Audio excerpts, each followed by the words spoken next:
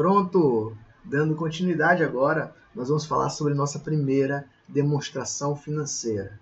Vamos falar sobre o balanço patrimonial. Na verdade, nós vamos recapitular esse elemento, dessa demonstração contábil, e vamos focar mais na sua estrutura. Vamos mostrar para vocês de uma forma talvez mais aprofundada algumas observações, algumas possibilidades, algumas informações que a gente consegue extrair dessa demonstração contábil, a fim de nos dar informações sobre o nosso desempenho econômico-financeiro. Como a gente pode melhorar, quais tipos de decisões a gente pode tomar daqui para frente e assim resgatar a saúde financeira de nossas organizações.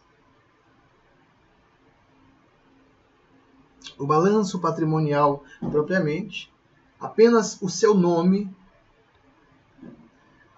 o nome da estrutura, ele já nos revela muita coisa. Por exemplo, se a gente observar bem, balanço patrimonial, ele nos remete a uma interpretação bem direcionada. No caso, ao balanceamento de um patrimônio. Dessa forma, a gente consegue compreender se esse patrimônio da empresa está balanceado de alguma forma ou menos balanceado. E isso, gente, vejam bem, eu estou apenas sugerindo pontos para a gente observar, para a gente questionar, para a gente interpretar de uma forma mais aprofundada. Esse balanceamento patrimonial, ele passa primeiramente pela interpretação do que vem a ser esse patrimônio. E aqui embaixo, observem que eu já coloquei para vocês como esse patrimônio é constituído. No caso, ele é constituído pelos seguintes elementos. Os elementos são bens, direitos e obrigações. Tudo isso não é novidade para vocês. Vocês já trabalharam esse conteúdo em outras disciplinas, mas a gente precisa passar por esse ponto a título de revisão, até a título da gente desenvolver essa maturidade para nós trabalharmos de uma forma mais avançada. Nós temos, por exemplo, os bens e os direitos, que nós podemos definir de uma forma mais genérica como sendo tudo aquilo que é positivo na construção do patrimônio da empresa. Os bens e os direitos, vamos dizer assim, somam, eles fazem o patrimônio da empresa crescer. Quanto mais bens e direitos, maior o patrimônio da empresa. Nós temos também, de um outro modo, as obrigações da empresa. E as obrigações, nesse termo, como na linguagem comum, é tudo aquilo que nós precisamos fazer, que nós precisamos cumprir, é tudo aquilo que, vamos dizer assim, diminui o patrimônio, é tudo aquilo que subtrai, é tudo aquilo que desgasta. Não estou falando, gente, que isso é ruim.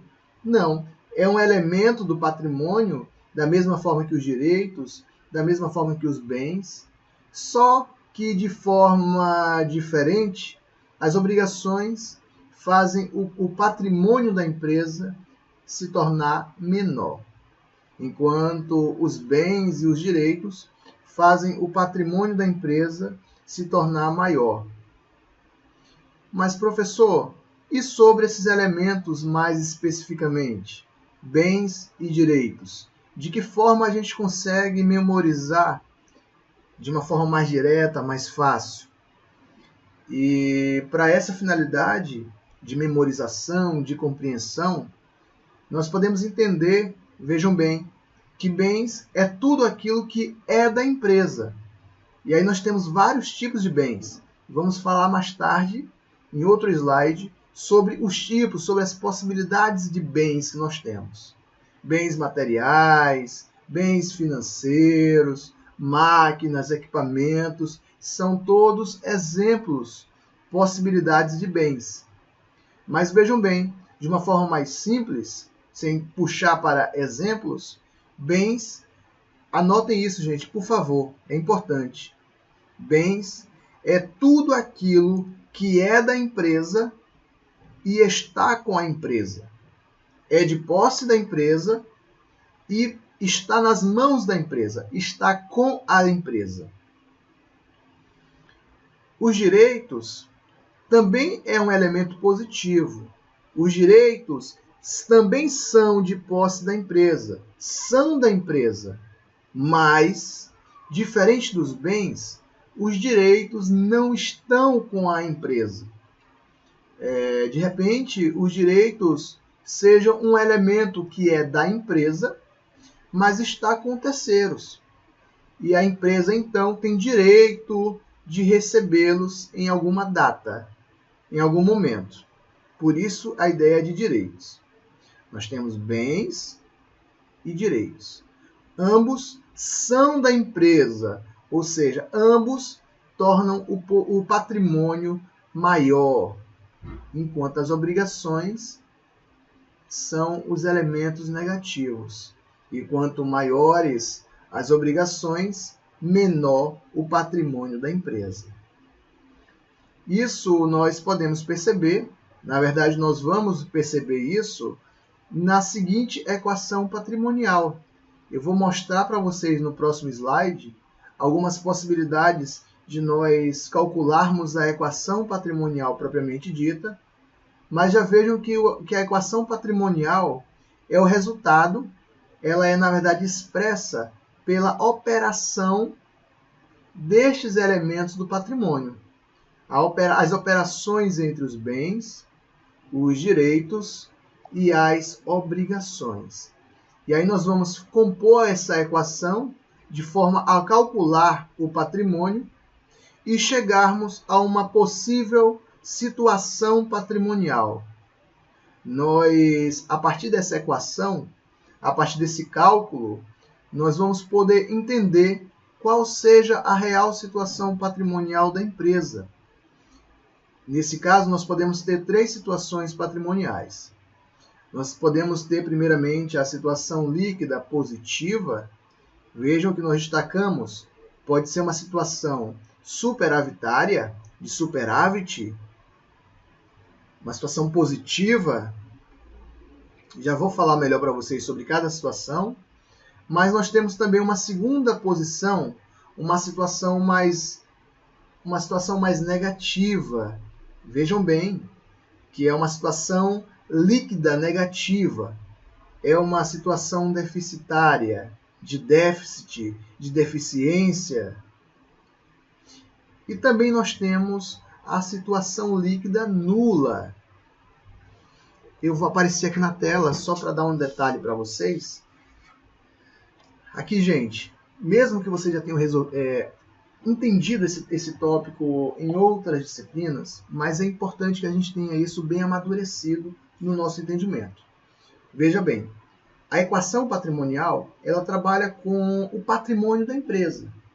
E o patrimônio ele é constituído de uma parte positiva, bens e direitos, nós falamos sobre isso, e também é constituída de uma parte negativa, que são as obrigações.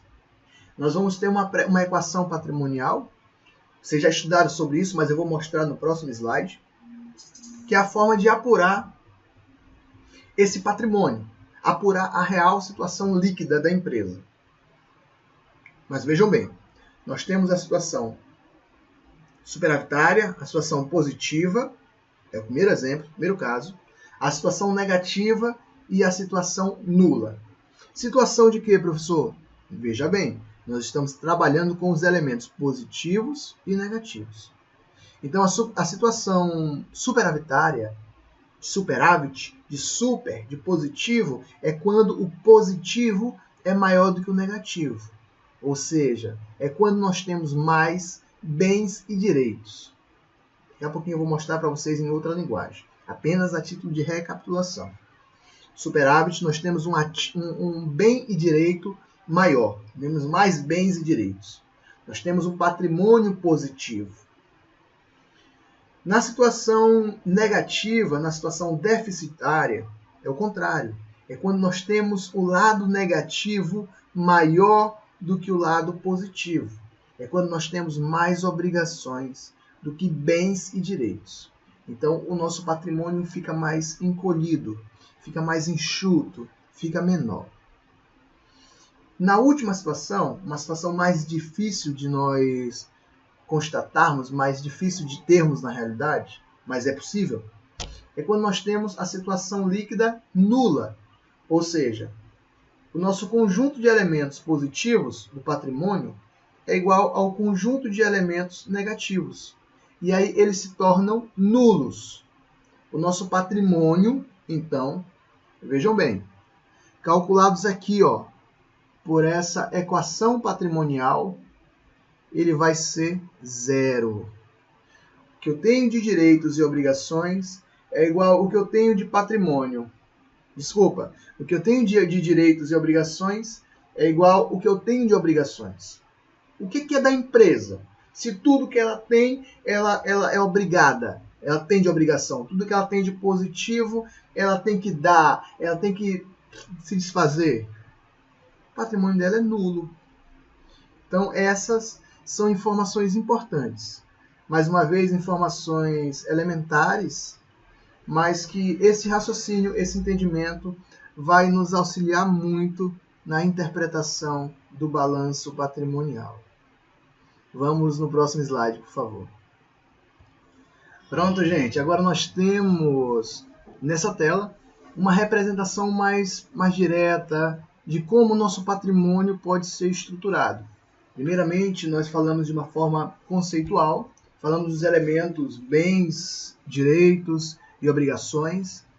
Falamos que esses elementos passam por uma equação patrimonial para que nós apurássemos a situação patrimonial líquida da empresa, se é uma situação positiva, negativa, nula. Agora eu quero mostrar, antes da gente trabalhar essa equação propriamente dita, eu quero mostrar para vocês a formação de elementos contábeis mais importantes e que nós vamos, daqui para frente, nos referir a esses elementos de forma mais direta. Vejam bem, aqui embaixo nós temos, primeiramente, a parte positiva do patrimônio, o conjunto de bens e direitos. E nós não precisamos, nesse momento, fazer distinção. Em vez de a gente falar bens e direitos, nós podemos apenas chamar esse nome, esse termo contábil, esse termo ativo, seria o termo, é a parte ativa, é a parte positiva do patrimônio. Então a gente não vai mais ficar falando bens e direitos. Na verdade, nós já não estávamos falando, vocês já viram isso? É apenas a título de recapitulação. Mas nós vamos chamar ativo, e isso é a parte positiva da empresa. Nós temos um outro elemento, obrigações, que vinha constituindo a parte negativa da empresa. Isso vai nos mostrar a parte passiva da empresa, a parte negativa, a parte que absorve, a parte que sofre. Falando em termos mais simples para a gente assimilar melhor. O ativo e o passivo, os bens e direitos e as obrigações, eles sofrem uma operação que nós falamos no slide passado. Essa equação, essa operação é a equação patrimonial propriamente dita, e essa equação patrimonial nos permite conhecer o patrimônio líquido da empresa. Ou seja, qual é a sua situação patrimonial propriamente. Eu vou mostrar para vocês daqui a pouquinho, no próximo slide, cada elemento desse, como é que eles são conhecidos, como é que eles podem também ser chamados, para depois a gente falar mais especificamente sobre o relacionamento do ativo com o passivo, com o patrimônio líquido, como é que o patrimônio líquido, que é a situação líquida da empresa, a situação, se ela está bem ou se ela está mal, como é que esse patrimônio líquido vai se comportar de acordo com os resultados que nós fomos apurando. Então, vejam bem, nós estamos agora falando em outra linguagem. É o convite, apenas retomada, recapitulação, nós estamos falando em ativo, passivo e o resultado, patrimônio líquido.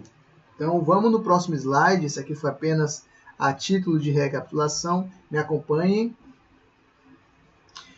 Pronto.